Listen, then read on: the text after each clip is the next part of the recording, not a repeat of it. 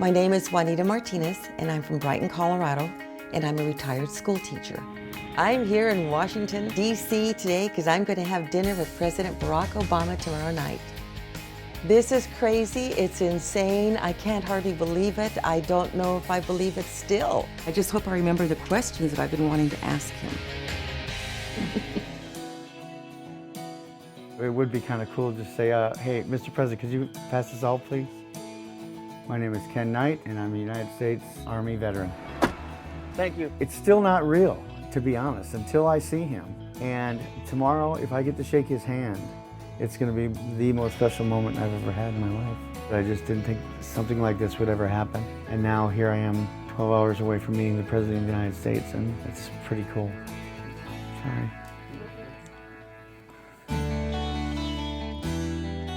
My name is Casey Helbling. I'm from Minneapolis, and I got a small business. It's a software development company. It's for real. It's really happening. Well, I think it's going to be a pretty frank conversation. I think it's going to be just a couple of guys having dinner and talking about whatever comes to mind. Like, some of the things that I think are really interesting is just, what does a president's day look like? What time does it start? What time does it end? Those are really interesting things that I don't think dudes like me don't, we don't ever get to hear about.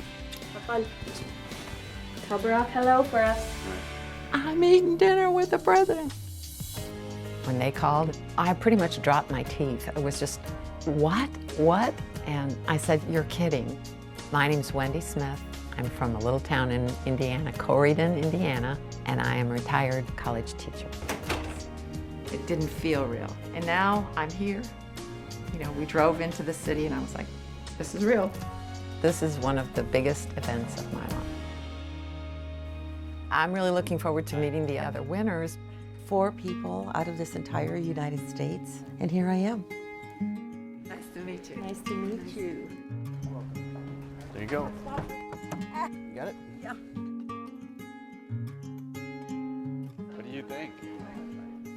A lot of us were calm at first, and once we sat down and saw the proximity and how close he was going to be to us and next to us, all of us, I think, started getting a little fidgety and maybe taking deeper breaths. And then he walks in the back door and he says, "Hello, everybody. Good to see you. President, Good pleasure. to see you. Casey? Casey, that's right. So nice to meet you. And you. How are you, Wendy? Honor. Good to see you. he sat down. I mean, it's like he knew you. It's like he was your neighbor or your cousin that came over. The girls, I just left. They had dinner ahead of time, but I sat while they were eating. They're getting ready to do all their homework so they can have a good Halloween. Will you be walking them? No, it is. You don't want to go out. I did Halloween with them in 2007, right before the primary, and I wore this big mask so nobody knew it was me. And the Secret Service at that time only had like 2, so they were kind of in the back. And we pulled it off, but now the Secret Service has a different sort of approach to things. Yes. We don't know how you do it. They're pretty intense. Yeah. So, tell me sort of what you're seeing in your life and the community. What's on your mind? It doesn't have to be some highfalutin policy issue. Just give me a sense of what's going on out there. My concern is, of course, public education. I subbed last year for a class, and there were like 33 students, and 3 didn't even have desks. So it's gotten really rough. The point is we want to bring everybody up, and that means that we've got to make sure that we're, the kids in the school where we need it taught, that they've got the kinds of education, and, that's the question. Are we making investments so everybody has a shot? Which, since I didn't come from a wealthy family or a powerful family, the only reason I'm here is because somebody invested in me or my mom or my grandparents. I was expecting him to be like this bigger than life figure, the president, but we were just having a conversation. We were just everyday people having a conversation over like a dinner table, and it was really cool. Like your day. Tell me your day. Yeah. Like, what do you I do? mean, my usual schedule is, I'm not a morning guy. Yeah. I'm more like a late night guy. So I'll wake up about 7. I'll go up to the gym, get down to the office about 9. And then basically from 9 to 6:30 it is just packed, Nonstop. So nonstop. At 6:30, even if I'm really busy, I stop, go upstairs, I'll have dinner with the girls. That's awesome. I'll just spend time with them, probably till about 8. And then basically I use from 8 to midnight or 1 o'clock, that's when I'm doing a lot of writing. So what about if there's like something big international going on? They come in the middle of the night. Do they wake you up? I'm like, oh yeah. They call you up. Yeah. You get those calls. I mean, the last one of those that I got was Fukushima. Oh yeah. When the tsunami hit. So yeah, I think it was probably about 3 in the morning. I think you can tell he's a very sincere man, but he was very open with us and very forthcoming with his answers. What negative effects do you think you've had in your life by not having your father in your life? You know, as I look back, you know, I only remember my father for 1 month my whole life, when I was 10. And it wasn't until much later in life that I realized, like, he gave me my first basketball, and it was shortly thereafter that I became this basketball fanatic, and he took me to my first jazz concert, and it was sort of shortly thereafter that I became really interested in jazz and music.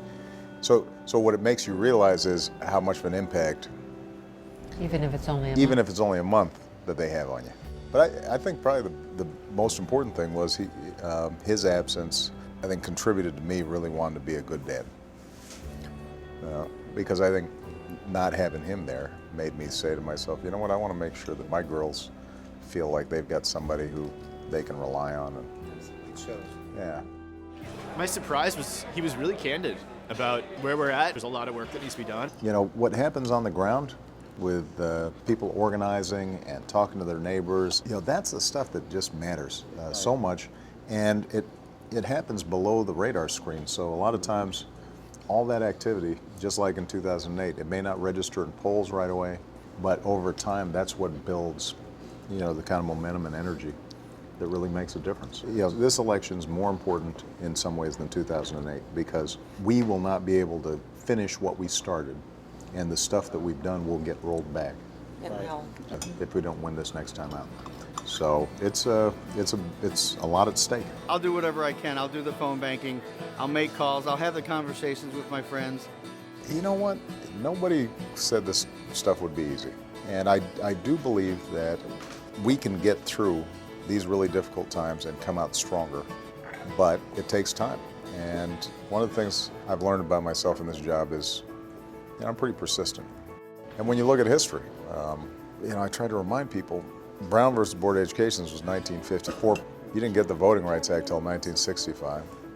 And the same is going to be true on anything worthwhile. You know, it just doesn't happen overnight.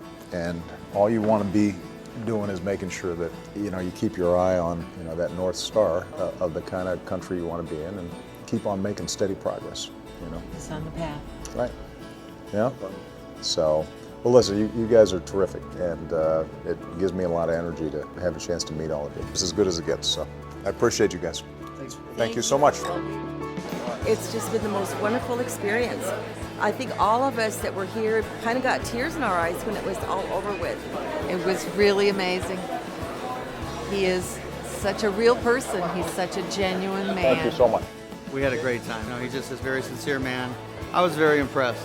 It was really surreal. It was really amazing. I hope he does more of these. I think that it's just a great way to connect. Love to Michelle and the girls. Thank you so much.